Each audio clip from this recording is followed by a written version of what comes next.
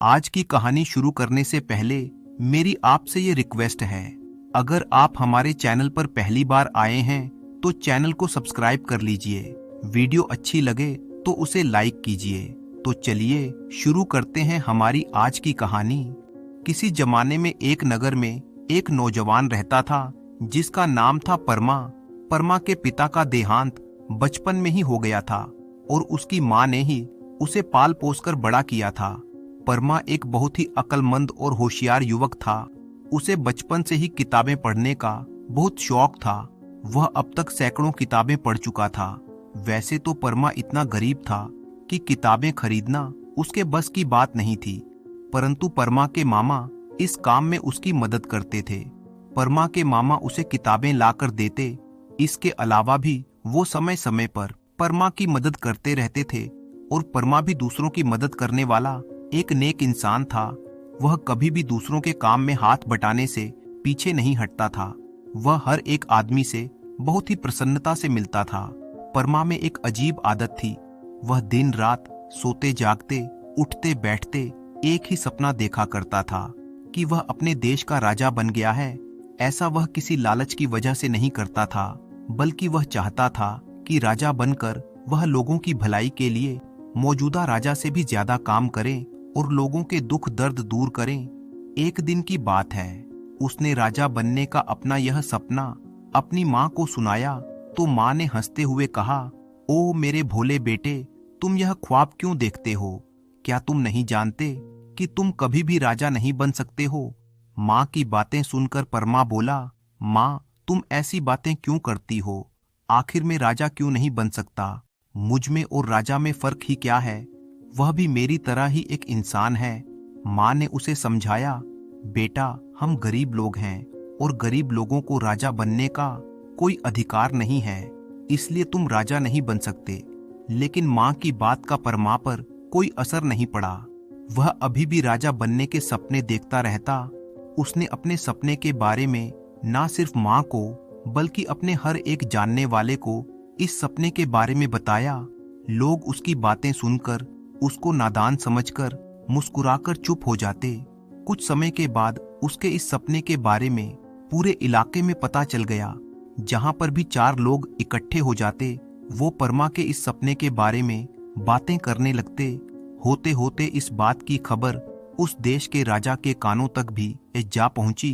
राजा ने सिपाहियों को आदेश दिया कि फौरन परमा को उनके दरबार में पेश किया जाए। सिपाहियों ने जल्दी ही परमा को पकड़कर राजा के सामने पेश कर दिया। राजा पहले तो गरीब परमा को देखकर बड़ा ही हैरान हुआ। फिर उसने कहा, मैंने सुना है कि तुम राजा बनने का ख्वाब देख रहे हो और लोगों को भी इसके बारे में बता रहे हो। परमा ने सर झुकाकर कहा, जी हुजूर, आपने बिल्कुल सही सुना है, मगर तुम ये सपना क्यों देखते हो? क्या तुम नहीं समझते कि राजा बनना बड़ा ही मुश्किल काम है और वैसे भी राजगद्दी पर केवल राजा का बेटा ही बैठ सकता है। जब तुम्हारा राजघराने से कोई रिश्ता ही नहीं है तो तुम राजा कैसे बन सकते हो? राजा की आवाज में अब एक शक्ति सी आ गई थी। परमा ने कहा, महाराज मैं यह सब पहले से ही जानता हूँ, लेकिन राजा भी तो मेरी ही तरह एक इंसान होता है। सब इंसान बराबर हैं, इसलिए जरूरी नहीं कि राजगद्दी पिता से उसके पुत्र को ही मिले, बल्कि जो इंसान ज्यादा काबिल और ज्यादा समझदार हो उसे ही राजगद्दी मिलनी चाहिए। परमा की यह बातें सुनकर राजा के पास कोई जवाब नहीं था। वह कुछ पलों के लिए खामोश रहा और फिर बोला, परमा तुम्हारी यह बात मेरे दिल में घर कर गई है। अगर तुम इस देश के राजा बनना चाहते हो और अपने सपने को सच करना चाहते हो तो मैं तुम्हें एक मौका दूंगा। राजा की बात सुनकर दरबार में मौजूद सभी लोग हैरान थे, परंतु कोई भी कुछ न बोला। तब परमा ने बड़ी ही प्रसन्नता से कहा, जी राजा साहब, मैं तैयार हूँ, बताइए मेरे लिए क्या आदेश है? तो सुनो परमा, तुम्हें मेरी 4 शर्तों को पूरा करना होगा। उनमें से 3 तो सवाल हैं जिनके तुम्हें जवाब देने होंगे और एक काम है जो तुम्हें पूरा करना होगा। अगर तुम यह चारों शर्तें पूरी कर दो तो तुम मेरी राजगद्दी के हकदार बन सकते हो।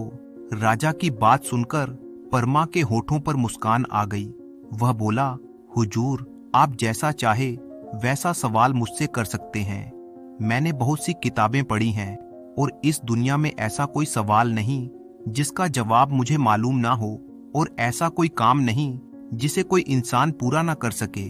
परमा की हिम्मत देखकर राजा के साथ साथ बाकी लोग भी हैरान थे। राजा ने कहा, तो सुनो, मेरा पहला सवाल है। मान लो मेरे पास एक डिब्बा है जिसके अंदर एक और डिब्बा है और उसके अंदर एक और डिब्बा है। ये तीसरा डिब्बा एक मजबूत धातु का बना हुआ है, लेकिन जब उस धातु के डिब्बे को खोला गया तो उसके अंदर कुछ ना निकला। इसका क्या मतलब है? अब तुम दूसरा सवाल सुनो। दूसरा सवाल ये है कि अगर कोई सपना देखे कि एक सुनहरी थाली में 2 प्याले रखे हुए हैं, उनमें से एक में मीठा शरबत है और दूसरे में जहर है, इसका क्या मतलब है? और तीसरा सवाल ये है कि अगर मेरी बेटी राजकुमारी के पास एक चांदी की थाली में एक गुड्डा और एक गुड़िया रखी हुई है और उनके बीच में एक चांदी की अंगूठी पड़ी है, तो इन चीजों का क्या मतलब है? इन तीनों सवालों का अगर तुम सही जवाब दे पाए तो आखिर में तुम्हें जो काम करना है वह यह है कि अपने नगर में तुम्हें एक बहुत बड़ा तालाब बनाना है, जिससे कि पूरे इलाके के लोगों की पानी की दिक्कत को दूर किया जा सके। इन शर्तों को पूरा करने के लिए कोई समय सीमा तय नहीं है। तुम जितना वक्त चाहो उतना वक्त ले सकते हो। तुम चाहे 3 दिन, 3 महीने या 3 साल में यह काम पूरा कर सकते हो। मुझे कोई परेशानी नहीं है। जब तुम सभी शर्तों को पूरा कर लोगे तो यह राजगद्दी तुम्हारी हो जाएगी। जब राजा ने अपनी बात पूरी की तो परमा ने राजा से कहा, महाराज, आपने जो सवाल मुझसे पूछे हैं इनका जवाब देना मेरे लिए कोई मुश्किल काम नहीं है। मुझे इनके लिए कोई समय नहीं चाहिए। मैं अभी इसी वक्त आपके सवालों के जवाब दे सकता हूँ। तो सुनिए महाराज, आपका पहला सवाल एक धातु के डिब्बे से जुड़ा हुआ है जो एक बड़े डिब्बे में बंद है, और वह बड़ा डिब्बा भी एक डिब्बे के अंदर बंद है। जब उस धातु के डिब्बे को खोला जाता है तो उसके अंदर कुछ भी नहीं निकलता।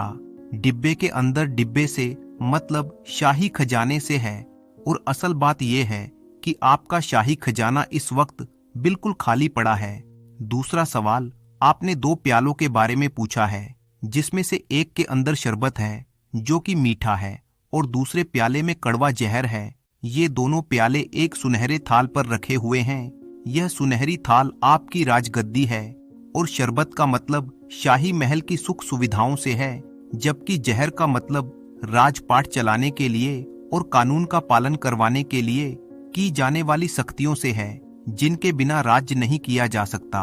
और तीसरे सवाल में आपने पूछा कि राजकुमारी ने एक चांदी की थाल में एक गुड्डा और एक गुड़िया रखी हुई है और उनके बीच में चांदी की अंगूठी पड़ी है।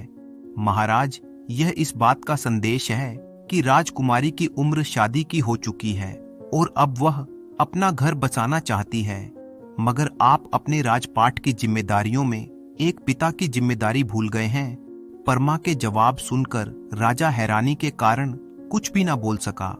पूरे दरबार में बैठे दरबारियों और मंत्रियों का मुंह भी देखने लायक था। सब एक दूसरे की तरफ देखकर हैरान हो रहे थे। वे हैरान इस बात पर थे कि कोई आदमी ऐसे मुश्किल सवालों के जवाब इतनी आसानी और इतनी जल्दी से कैसे बता सकता है। सभी लोग और राजा भी परमा की अक्लमंदी का लोहा मान गए। राजा ने कहा, परमा, तुमने जो सवालों के जवाब दिए हैं वे सचमुच ही तारीफ के लायक हैं, लेकिन अभी एक आखिरी शर्त तुम्हें पूरी करनी है। अपने इलाके में जाकर एक इतना बड़ा तालाब बनाना है जिससे कि पूरे इलाके की पानी की दिक्कत को हल किया जा सके। तब परमा ने कहा, हुजूर, आपकी इस आखिरी शर्त को पूरा करने के लिए मुझे कुछ समय लगेगा। आप मुझे आज्ञा दीजिए ताकि मैं अपने काम को पूरा कर सकूं। राजा कुछ परेशान लहजे में बोला, हाँ, अब तुम्हें जाने की इजाजत है। परमा वापस अपने घर आ गया और सारा किस्सा अपनी माँ को कह सुनाया। माँ ने पहले तो परमा को शाबाशी दी और फिर चेतावनी देते हुए कहने लगी, मेरे बच्चे, तुम बहुत ही संभल कर आगे बढ़ना, क्योंकि ऐसा ना हो कि राजा तुम्हें कोई नुकसान पहुंचा दे। इसलिए अभी भी राजा बनने की इच्छा को छोड़ दो। परमा ने कहा, ऐसा मत कहो माँ, इस दुनिया में कोई भी काम नामुमकिन नहीं है, सिर्फ हिम्मत की जरूरत है। यह कहते हुए परमा घर से निकला और अपने मामा के पास जा पहुंचा ताकि वो अपने मामा से सलाह ले सके कि वो कैसे एक ऐसा तालाब बना सकता है जिससे पूरे इलाके के लोगों की पानी की समस्या को हल किया जा सके। सारी बात जानकर परमा के मामा ने कहा, बेटा, कोई भी काम अकेले नहीं किया जा सकता। तालाब खोदने के लिए कई मजदूर चाहिए, परंतु तुम्हारे पास इतना पैसा नहीं है कि तुम मजदूरों को दिहाड़ी देकर काम करवा सको। परमा ने कहा, तो क्या यह काम पूरा नहीं हो सकता है? मामा बोले, नहीं बेटा, मैंने ऐसा तो नहीं कहा। एक रास्ता है, तुम अपने सभी दोस्तों, रिश्तेदारों और जानने वालों से बात करो और उनकी मदद लो। वे तुम्हारा साथ दे सकते हैं और तालाब खोदने में तुम्हारी मदद कर सकते हैं। तुम उनसे यह वादा करो कि राजा बनते ही तुम उन सब की मेहनत का सही इनाम उन्हें दे दोगे। परमा ने अपने मामा की बात मान ली और ऐसा ही किया। अब क्योंकि वह स्वयं भी सबकी मदद करता था, इसलिए सभी लोग उसकी सहायता करने के लिए तैयार हो गए। सब लोग दिन रात लगकर 3 महीनों में तालाब खोद देते हैं और जब बारिश का मौसम आया तो तालाब पानी से लबालब भर गया। दूसरी तरफ राजा को इस बात का पक्का विश्वास था कि परमा इस चौथी शर्त को पूरा नहीं कर पाएगा, क्योंकि तालाब खोदने के लिए धन चाहिए और परमा एक गरीब युवक था। राजा ने सोचा कि परमा यह काम नहीं कर पाएगा और राजा बनने का अपना सपना छोड़ देगा। मगर जब 3 महीने बीत गए और परमा राजा के दरबार में हाजिर हुआ, उसने राजा को बताया कि उसने उनकी चौथी शर्त पूरी कर ली है और एक ऐसा बड़ा तालाब बना दिया है जो पूरे गांव भर की पानी की समस्या को हल कर देगा। इसलिए अब वादा पूरा करने की बारी राजा की है। उसकी बात सुनकर राजा दंग रह गया। उसने उसी समय उस जगह जाने का फैसला किया जहां तालाब बनाया गया था। वहां पहुंचकर देखा तो तालाब सचमुच बहुत बड़ा था। इतना बड़ा तालाब देखकर राजा कहने लगा कि तुमने यह सब कैसे कर लिया? तुम्हारे पास तो इतना धन है ही नहीं, फिर यह कमाल कैसे हुआ? परमा ने मुस्कुराकर कहा, महाराज, पहले तो इंसान को समझना चाहिए कि वह कर क्या सकता है और फिर यह समझना चाहिए कि दूसरे लोगों की मदद कैसे ली जाए। जब सब मिलजुल कर काम करते हैं तो काम आसान हो जाता है। अब राजा को यह एहसास हुआ कि परमा उसकी सोच से भी कहीं ज्यादा होशियार और समझदार है। उसने परमा को कम समझने की भूल की थी। अब राजा सोचने लगा कि किस तरह से परमा से अपनी राजगद्दी बचाई जाए। जो शर्तें राजा ने परमा के सामने रखी थी, वह सब परमा ने पूरी कर दी थी। अब राजा मन ही मन परमा से पीछा छुड़ाने की योजना बनाने लगा। उसने सोच लिया था कि वह परमा को किस तरह मरवा देगा और किसी को कोई शक भी ना हो। फिर वह चेहरे पर झूठी मुस्कान लाकर बोला, परमा, बहुत खूब, तुम ना सिर्फ होशियार हो बल्कि बहुत ही हिम्मत वाले भी हो। मुझे तुम जैसे काबिल इंसान को राजा बनाने में बहुत ही खुशी महसूस होगी, लेकिन मैं चाहता हूं कि तुम्हें राजा बनाने से पहले एक शाही दावत दी जाए जिसमें हम अपने सभी खास मेहमानों को बुलाएंगे। अभी तुम जाओ, हम तुम्हें जल्दी ही शाही दावत पर बुलाएंगे। 2 दिन के बाद ही शाही दावत का इंतजाम कर दिया गया। उस दिन महल मेहमानों से खचाखच भरा हुआ था। परमा अपने मामा के साथ वहां पर आया था। हर एक मेहमान को चांदी के गिलास में शरबत परोसा जा रहा था। राजा अपनी राजगद्दी पर बैठा था और परमा भी उसके नजदीक ही मौजूद था। महल के एक नौकर ने परमा को भी चांदी के प्याले में शरबत पेश किया। असल में राजा के हुक्म से उस शरबत में जहर मिला हुआ था। जब परमा ने प्याला अपने हाथ में लिया तो सामने ही बैठे हुए परमा के मामा ने उसे आंख का इशारा किया। परमा को याद आ गया कि आज उसके मामा ने दावत में आने से पहले उससे कहा था कि बेटा, होशियार रहना, राजगद्दी ऐसी चीज है जिसे राजा यूं ही आसानी से तुम्हें नहीं देगा। वह जरूर ही कुछ ना कुछ गड़बड़ कर सकता है। परमा को अपने मामा की बात याद आ गई। उसने सबकी नजरें बचाकर बड़ी ही चालाकी से अपना जहर वाला शरबत का प्याला सामने पड़े मेज पर राजा के प्याले से बदल दिया। भाग्य की बात है कि राजा ने उसकी इस हरकत को देख लिया। इससे पहले कि राजा कुछ करता, परमा फटाफट अपनी जगह से उठा और दावत के सारे मेहमानों को संबोधित करते हुए ऊंची आवाज में कहने लगा, मेरी यह इच्छा है कि आज इस दावत में राजा साहब अपने प्याले से सबसे पहले शरबत का एक घूंट भरें उसके बाद ही हम सब लोग अपने अपने शरबत पिएंगे, ये एक अच्छा शगुन होगा। सब लोग परमा की इस बात पर तारीफ करने लगे और राजा से ऐसा ही करने की गुजारिश करने लगे। राजा अपने ही बिछाए हुए जाल में पूरी तरह से फंस चुका था। उसे पता लग चुका था कि परमा की चालाकी और होशियारी से बचना नामुमकिन है। राजा अपनी राजगद्दी से खड़ा हुआ और कहने लगा, मैं आज अपनी बेटी यानी राजकुमारी की शादी इस अक्लमंद और होशियार नौजवान परमा से करने का ऐलान करता हूँ और इसे ही अपना वारिस घोषित करता हूँ। मेरे बाद इस देश का राजा यही बनेगा। यह सुनकर सभी लोग खुशी से तालियां बजाने लगे। उसके बाद परमा की शादी राजकुमारी के साथ कर दी गई। अब परमा अपनी माँ को भी महल में ले आया और अपनी पत्नी के साथ एक खुशनुमा जिंदगी बिताने लगा। इस तरह से परमा अपनी होशियारी, चालाकी और मजबूत इरादों से एक देश का राजा बन गया।